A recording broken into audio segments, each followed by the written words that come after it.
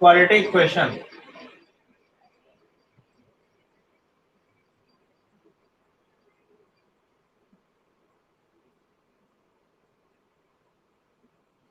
तो इससे पहले जो है, अभी जब हम लोगों ने जो है ये 10th में जो स्टार्ट किया चैप्टर, तो उसमें एक चैप्टर था पॉलिनोमियल का।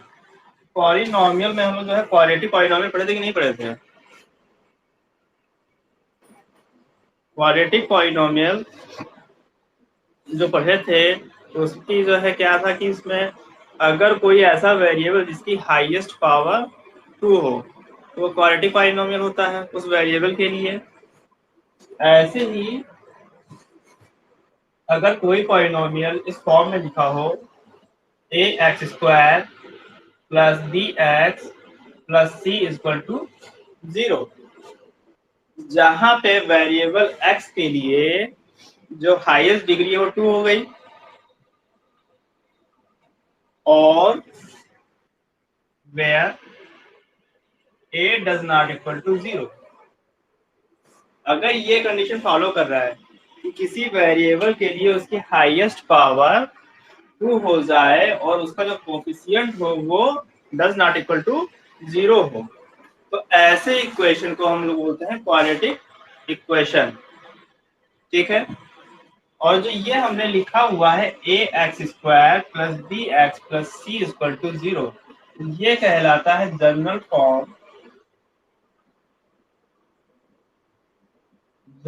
Form of quadratic equation.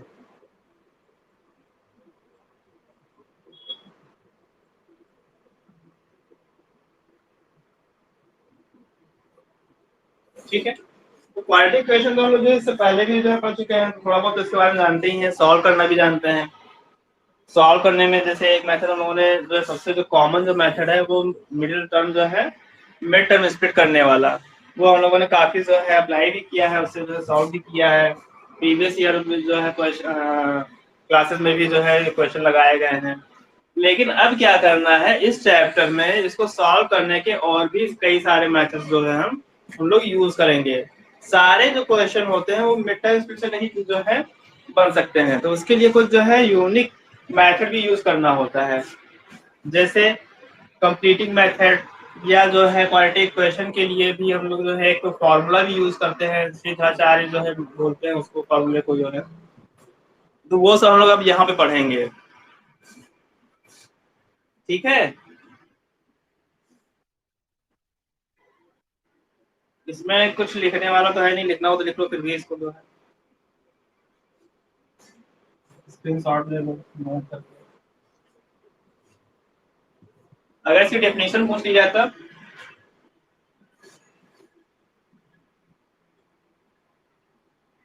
अगर इसकी डेफिनेशन पूछ ली जाएगी क्वाड्रेटिक इक्वेशन की डेफिनेशन बताओ तो क्या लिखोगे?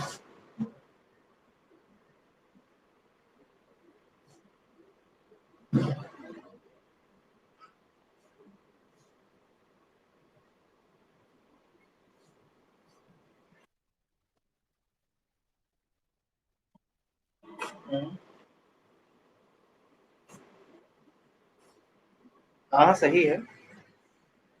एंड इसको भी लिख देंगे वेयर, ये मस्ट है कि ये 0 नहीं होगा, 0 छोड़ के ये कुछ भी हो सकता है। ठीक है, सिर्फ ए के लिए, बाकी यहाँ पे ये 0 0 हो जाए उससे सिर्फ मतलब नहीं है। कहने का मतलब ये है कि ये 4x² इक्वल टू अगर 0 लिखा हुआ है तो इसका मतलब ये है कि ये अभी भी क्वाड्रेटिक इक्वेशन है, जरूरी नहीं कि ये इन सबको रखे ही, इसको कंटेन करे। अगर सिर्फ इतना लिखा हुआ है तभी, लेकिन अगर हम ये कहते हैं कि 0 into x² plus 2x plus 9 equal to 0 हो, तो ये तो टर्म 0 हो गया ना, फिर ये टर्म 0 हो गया। तो अगर ये 0 हो गया तो ये हमारा जो हाईएस्ट जो पावर आ रहा है x की वो तो 1 ही आया ना, ये तो लीनियर इक्वेशन तो बन गया, ये क्वाड्रेटिक इक्वेशन नहीं रह गया। इसलिए ये केस होना मस्ट है, कौन सा, कि where a does not equal to. अच्छा अगला देखो। कोई बात नहीं, देखो देखो एग्जाम्पल देखो, लिखा हुआ है ना, represent the following situation mathematically.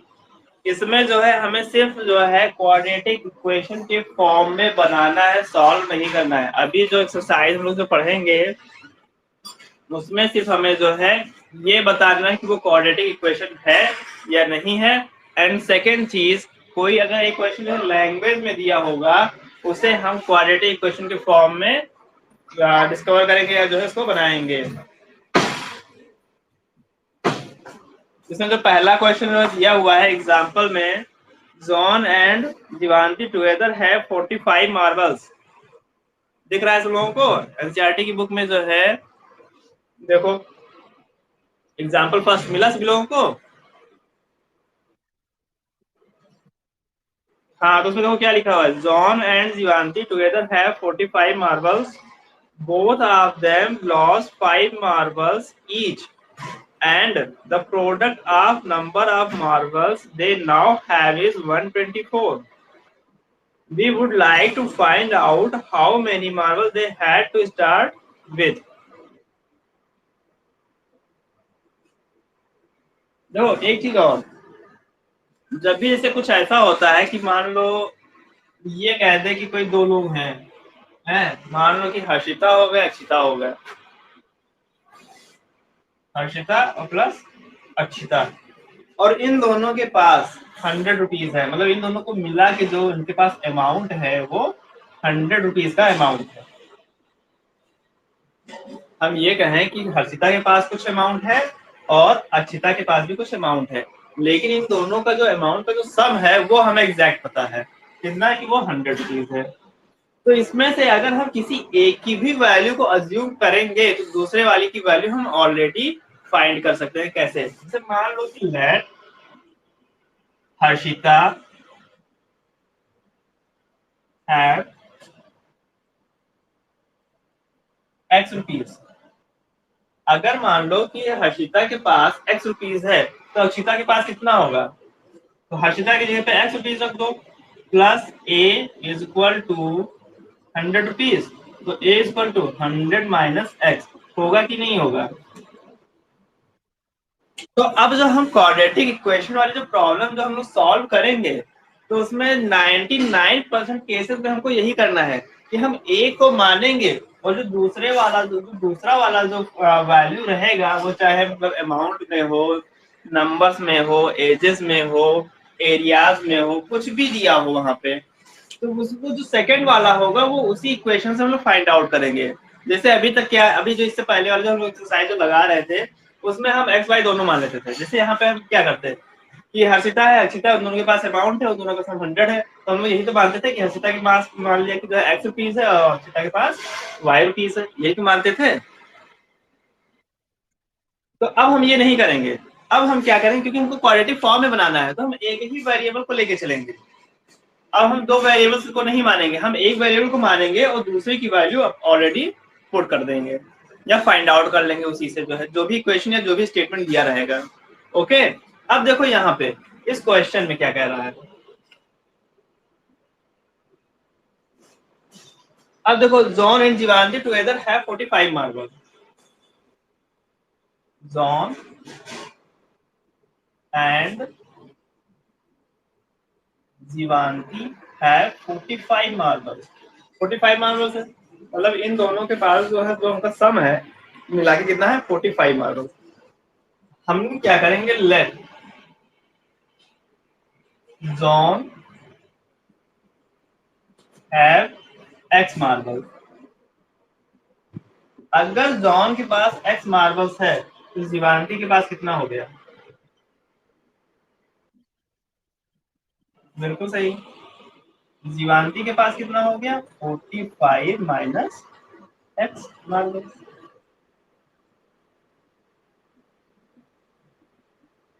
फिर देखो आगे क्या कह रहा है, both of them lost 5 marbles. अब दोनों लोग जो है मतलब जॉन एंड जीवांती दोनों क्या करते हैं 5 मार्बल्स खो देते हैं। उनके पास 5 मार्बल्स क्या होता है, खो जाता है। तो अगर खो जाता है तो पहले कितना था इनिशियल में, जॉन एंड जीवांती लॉस 5 मार्बल। तो अगर ये दोनों लोग 5 मार्बल लॉस कर देते हैं तो ऑलरेडी इनिशियल में जितने उनके मार्बल है उसी में से तो जो है लॉस करेंगे। है? तो अब कितना रह गया? तो रिमेनिंग मार्बल्स ऑफ जोन, तो रिमेनिंग कितना हो गया? x-5। रिमेनिंग मार्बल्स जॉन के पास कितना हो गया? x-5। और जीवांती के पास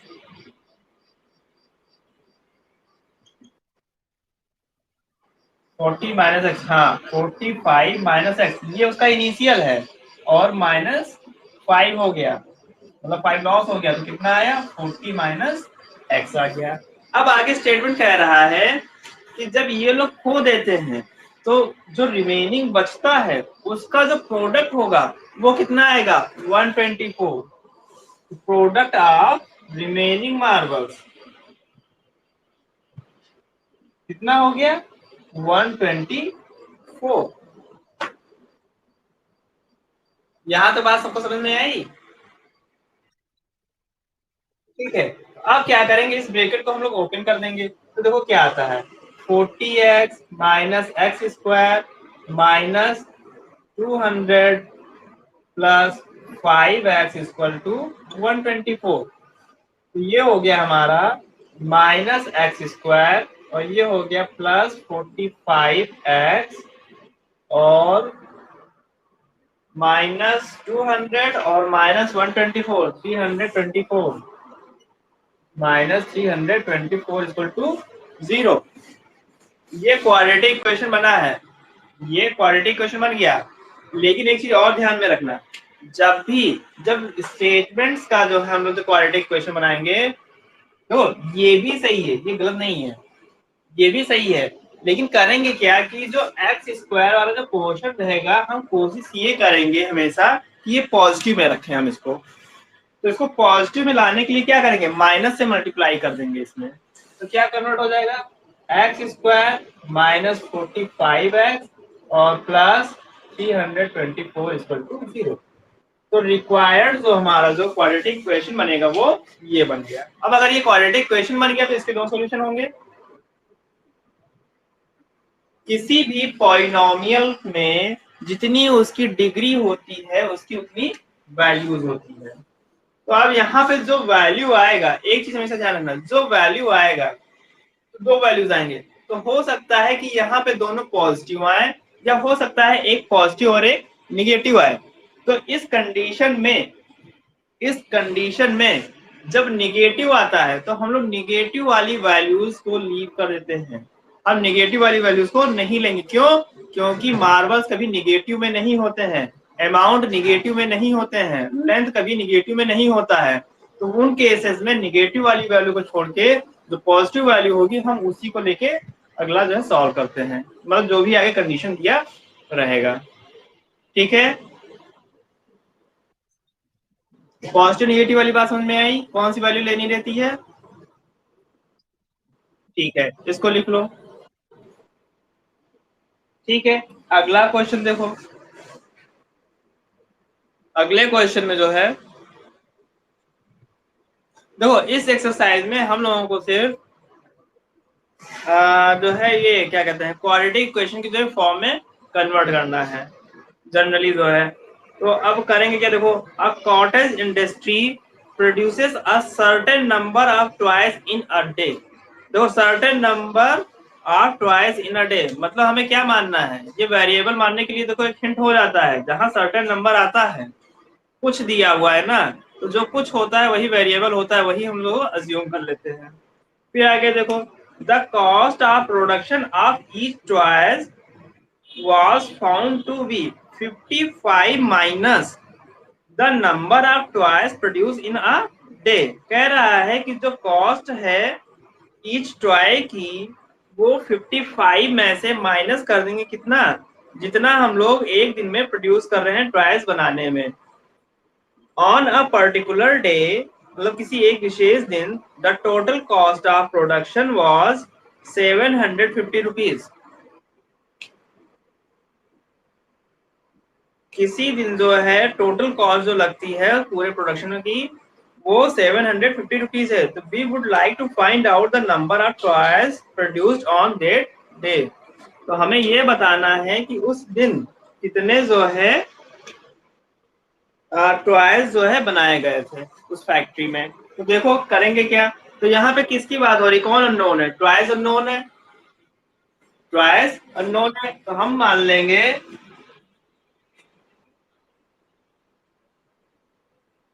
कि a cottage industries produces X number of toys in a day. Let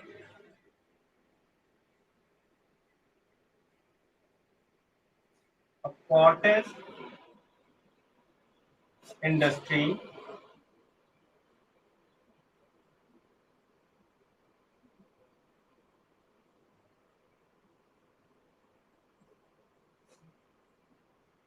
produces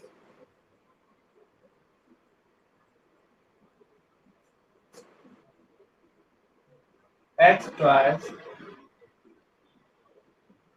in a day. ठीक है, हमने ये मान लिया कि कोई कॉटेज इंडस्ट्री जो है वो एक्स टॉयज बनाती है एक दिन में। फिर देखो the cost of production of each toys, एक टॉय का जो है प्रोडक्शन कॉस्ट बता रहा है। The cost of production of each toy was found to be 50 minus cost of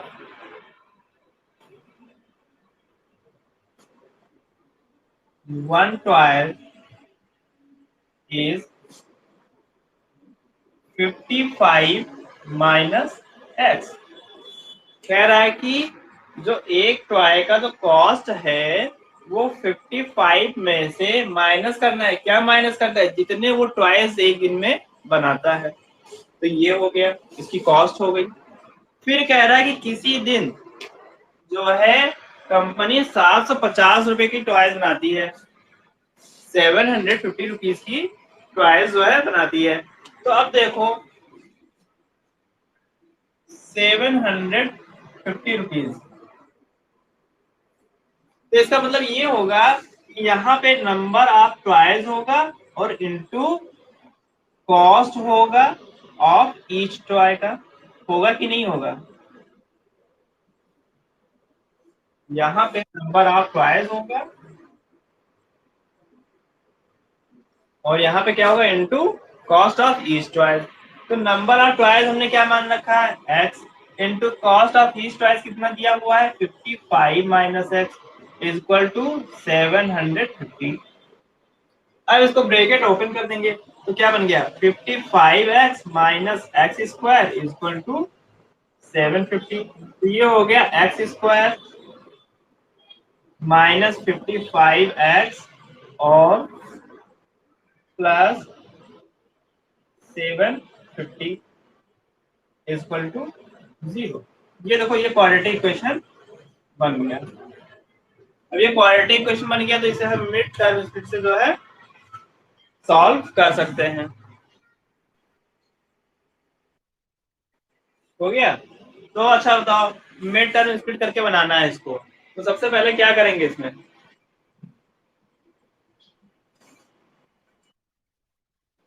a into सी करेंगे। तो जब a इंटू सी करोगे तो कितना आएगा, 750 आएगा। यहाँ पे 1 है, यहाँ पे 750 है, तो 1 इंटू सी करोगे तो कितना आएगा, 750 आएगा। अब क्या करेंगे,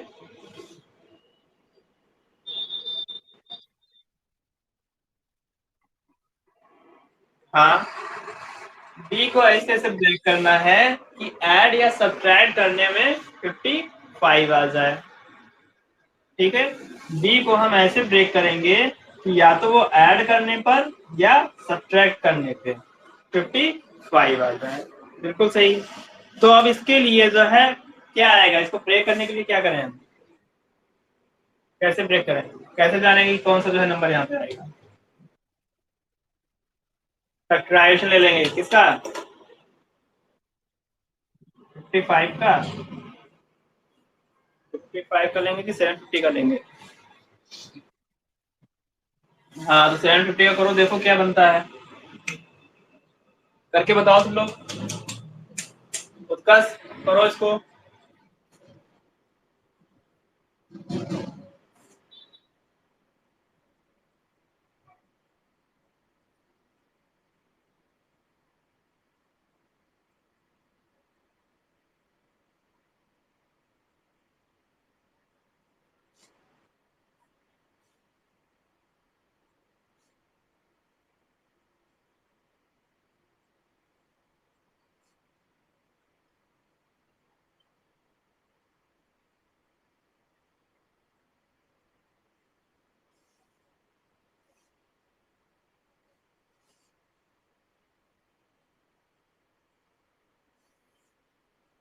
ये हो जाएगा 25 और 30। अच्छा मैंने एक चीज और बताया था इसमें कि जब भी हम मिड टर्म जब स्प्लिट करते हैं तो पहले कौन सी वैल्यू लिखेंगे, मीटर वाली वैल्यू। यहाँ पे क्या हो जाएगा, X square minus 30 plus 25 X plus 750 equal to X square minus 30x minus 25x plus 750 equal to 0। इसमें से क्या कॉमन कर लें, x, ये हो गया x माइनस 30, और यहाँ पे क्या कॉमन कर लें, माइनस 25, ये हो गया x माइनस 30, x माइनस 30 और x माइनस 25, तो x इक्वल टू कितना आएगा,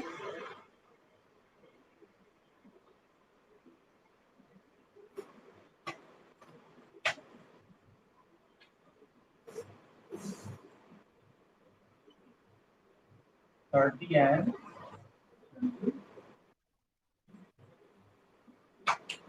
दो आंसर आ रहे हैं और दोनों पॉजिटिव आ रहे हैं, दो आंसर आ रहे हैं और दोनों पॉजिटिव आ रहे हैं।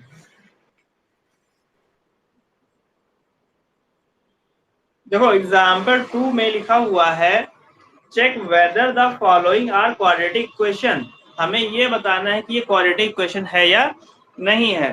तो क्वाड्रेटिक क्वेश्चन के लिए भी क्या बताया था कि क्या होना चाहिए, A X square plus B X plus C equal to 0 and A does not equal to 0। तो देखो बी एक्स आए या ना आए कोई मतलब नहीं, सी आए या ना आए उससे कोई मतलब नहीं, लेकिन ए एक्स स्क्वायर का पोर्शन होना चाहिए और ए डज नॉट इक्वल टू 0 होना चाहिए। ठीक है, तो इसको जब सॉल्व करेंगे तो हो सकता है कहीं पे बी एक्स वाला जो टर्म है वो ना आए, या कहीं हो सकता है सी वाला टर्म ना आए, तो उसके लिए जो डरने की कोई बात नहीं है, सिर्फ हमें ए एक्स स्क्वायर से मतलब होगा। ओके, अगर ए एक्स स्क्वायर आ गया तो इसका मतलब ये है कि वो क्वाड्रेटिक क्वेश्चन है, और अगर ए एक्स स्क्वायर नहीं आ रहा है तो इसका मतलब क्वाड्रेटिक क्वेश्चन नहीं है। एक्स स्क्वायर 2x, देखो बिल्कुल सही, फर्स्ट वाले में आई थिंक यही है। देखो जैसे फर्स्ट वाला जो है x माइनस 2 का whole square plus 1 equal to 2x minus 3, ये दिया हुआ है, हमें ये बताना है कि ये क्वाड्रेटिक क्वेश्चन है या नहीं है। तो ब्रेक इसको जो है सॉल्व कर लो, X square plus 4 minus 4x plus 1 minus 2x plus 3 equal to 0।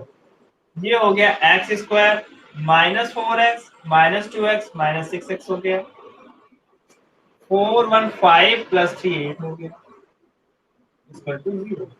तो यहाँ पे एक्स स्क्वायर का जो कोएफिशिएंट क्या आया, 1 आया, इसका मतलब क्या होगा कि a does not equal to 0 है, और x की जो हाईएस्ट पावर है या डिग्री जो है वो कितनी है, 2 है, इसलिए ये क्या हो गया, ये क्वाड्रेटिक क्वेश्चन हो गया।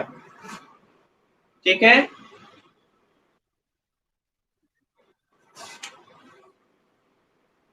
छोटे छोटे क्वेश्चन है इसमें, सेकंड भी हो जाएगा, थर्ड भी हो जाएगा, फोर्थ भी हो जाएगा, सिर्फ ब्रैकेट ओपन करना है। हो जाएगा।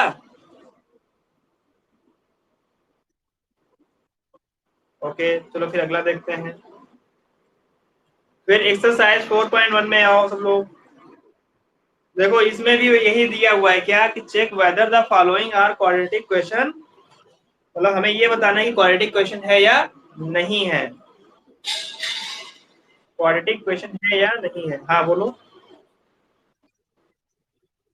पहला हो जाएगा इजली, सेकंड भी हो जाएगा, थर्ड भी हो जाएगा। देखो करना कुछ नहीं है, सिर्फ ब्रैकेट्स को ओपन करना है और सॉल्व करना है। अगर आपने कैलकुलेशन में दिक्कत नहीं की तो क्वेश्चन बहुत इजीली हो जाएगा।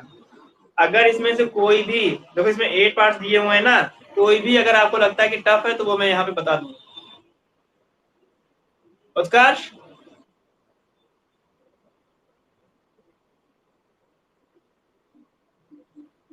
उत्कर्ष सब की गायब हो गए,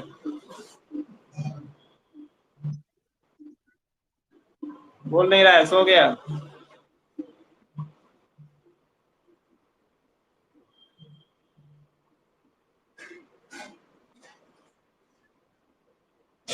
उत्कर्ष,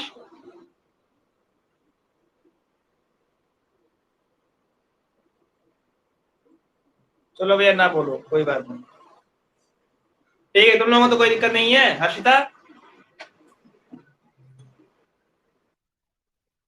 ठीक है। तो फिर अगला देखो, फिर second, represent the following situation in the form of quadratic equation. कह रहा है कि जो है नीचे कुछ सिचुएशन दिया गया है, हमें क्वाड्रेटिक फॉर्म में रिप्रेजेंट करना है। पहला वाला देखो क्या दिया है, first part, the area of rectangular plot is 528 metre square, the length of the plot is 1 more than twice its width, we need to find the length and the width of the plot। चलो अच्छा question है, देख लो। अच्छा क्या है, मतलब है तो सब फालतू वाले ही। करेंगे कैसे वो देखो। कह रहा है कि एरिया ऑफ रेक्टेंगुलर प्लॉट, अगर रेक्टेंगुलर प्लॉट की बात कर रहा है तो इसमें क्या क्या होगा, लेंथ हो गई और विड्थ होगी। ये एल हो गया, ये बी है। इन दोनों का एरिया क्या होता है, एल इंटू बी, जो दिया हुआ है 528 मीटर स्क्वायर, ये दिया है ना। तो देखो हम करेंगे क्या, the length of the plot is 1 more than twice its width. कह रहा है कि जो लेंथ है,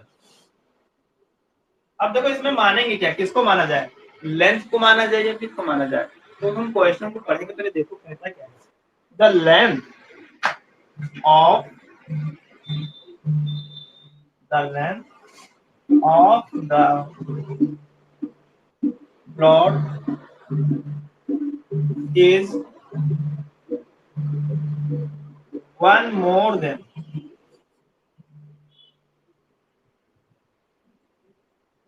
ट्वाइस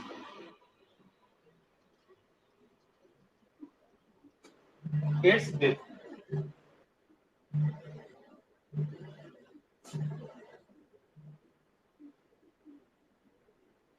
ठीक है, तो लेंथ का कंपैरिजन किससे दिया गया है, विड्थ से।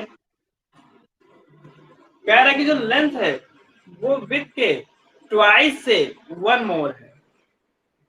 लेंथ जो है वो विड्थ के 2 टाइम से 1 मोर देन है। तो इसका मतलब ये है कि अगर इसको, इस वाले को हम कुछ वेरिएबल मान लेते हैं विड्थ को, तो एल वाला आ जाएगा कि नहीं आ जाएगा। तो हम क्या करेंगे, ले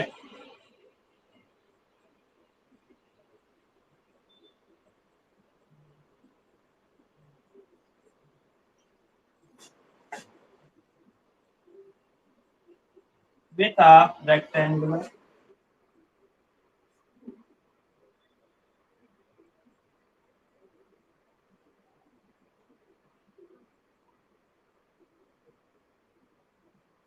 plot is, let width of rectangular plot is X. हमने क्या मान लिया कि विड्थ है वो एक्स है। देन फ्रॉम स्टेटमेंट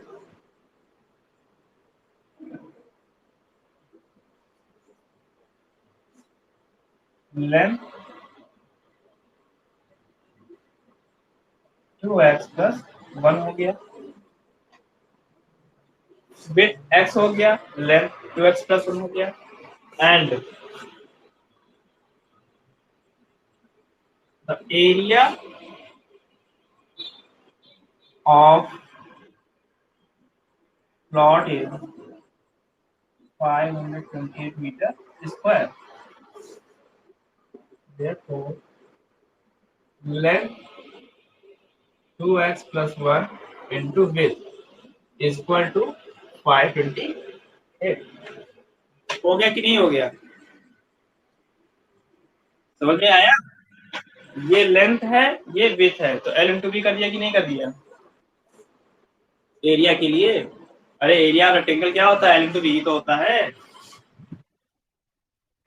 तो अब देखो क्या हो गया, ब्रैकेट ओपन कर दो, 2x square plus x minus 528 equal to 0। Quadratic question बन गया, क्वाड्रेटिक क्वेश्चन बन गया। अब अगर इसको हम सॉल्व करेंगे इस क्वाड्रेटिक क्वेश्चन को, तो x की वैल्यू आएगी, और x क्या है? विथ। x की वैल्यू आएगी जो विथ है, और इस x की वैल्यू अगर इसमें पुट कर देंगे तो क्या आ जाएगी? लेंथ। आई बात समझ में? ठीक है, तो इसको सॉल्व करोगे, कर लोगे? सॉल्व कर देंगे, कर लोगे?